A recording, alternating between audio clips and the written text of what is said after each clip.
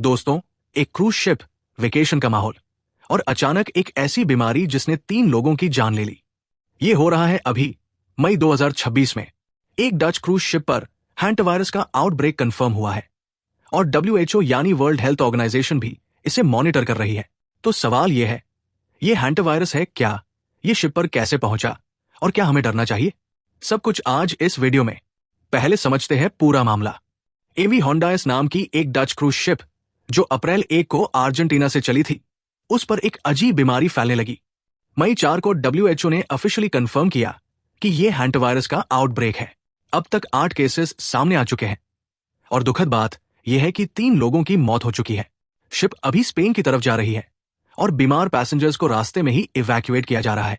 पहली बात, हैंटावायरस है क्या? हैंटावायरस कोई एक वायरस नहीं, यह वायरसेस का एक पूरा ग्रुप है। इसका नेचुरल सोर्स होता है रोडेंट्स यानी चूहे, मूसे और मोल्स। इन्फेक्टेड रोडेंट खुद बीमार नहीं पड़ता, लेकिन वायरस उसके बॉडी में रहता है जब इंसान उस रोडेंट के यूरिन या ड्रॉपिंग्स के संपर्क में आता है, खासकर जब वो डस्ट के साथ हवा में उड़ते हैं और सांस के जरिए अंदर जाते हैं, तब इन्फेक्शन होती है। ये बीमारी आमतौर पर रेयर है। अमेरिका में 1993 से अब तक सिर्फ 890 केसेस रिकॉर्डेड है।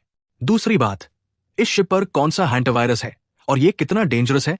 हैंटावायरस के 2 मेन टाइप्स होते हैं। ओल्ड वर्ल्ड टाइप, जो यूरोप और एशिया में मिलता है, वो किडनीज को अफेक्ट करता है और उसकी मोर्टेलिटी रेट 15% या उससे कम है। लेकिन इस शिप पर जो स्ट्रेन मिला है वो है एंज वायरस। ये एक न्यू वर्ल्ड टाइप है जो नॉर्थ और साउथ अमेरिका में पाया जाता है। ये लंग्स को अटैक करता है। पहले फ्लू जैसे सिम्टम्स आते हैं और फिर तेजी से लंग्स और हार्ट फेल होने लगते हैं। इसकी मोर्टेलिटी रेट करीब 40% है, यानी ये बहुत ज्यादा सीरियस है और अभी कोई ट्रीटमेंट नहीं है। डॉक्टर्स सिर्फ सपोर्टिव केयर दे सकते हैं, जैसे ऑक्सीजन, हाइड्रेशन या डायलाइसिस।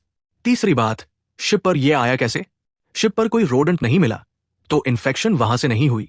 जो लोग पहले बीमार पड़े वो अर्जेंटीना और चिली में महीनों से घूम रहे थे। रिसर्चर्स का मानना है कि उन्हें वही किसी एक्टिविटी के दौरान इन्फेक्शन हुई होगी। हैंटावायरस का इंक्यूबेशन पीरियड होता है 1 से 8 हफ्ते। मतलब जब वो शिप पर चढ़े तब वो ठीक लग रहे थे, लेकिन वायरस बॉडी में पहले से था और फिर उन्होंने दूसरों को इन्फेक्ट किया। अब यहां एक इंपॉर्टेंट बात है जो ज्यादातर हेडलाइंस में नहीं बताई जा रही। हैंटावायरस नॉर्मली इंसान से इंसान में नहीं फैलता, लेकिन एंज वायरस एक एक्सेप्शन हो सकता है। रिसर्चर्स ने पाया है कि क्लोज और सस्टेन कॉन्टैक्ट में, जैसे एक छोटी शिप पर साथ रहना, एंज virus human to human transmit हो सकता है।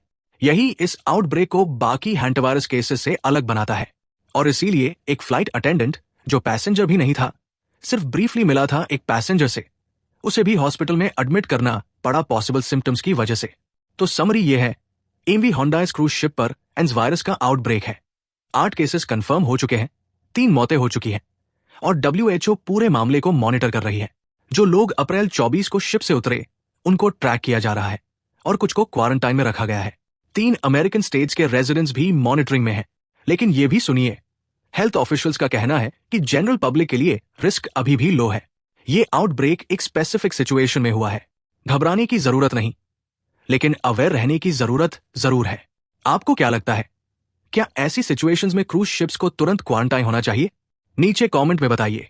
अगर ये वीडियो इंफॉर्मेटिव लगी तो लाइक करें और चैनल को सब्सक्राइब करें ताकि ऐसी इंपॉर्टेंट न्यूज आप तक सबसे पहले पहुंचे। मिलते हैं अगली वीडियो में।